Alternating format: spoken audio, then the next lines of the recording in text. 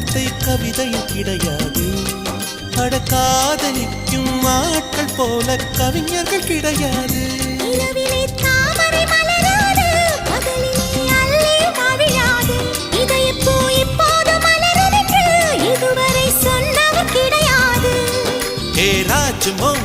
ரம்பா ரம்பா உனி எடக்கேட தங்கம் தர துடிக்கும் நெஞ்சம். கைகள் தொடாமல் கண்களால் நெஞ்சை பந்தாடினாய்.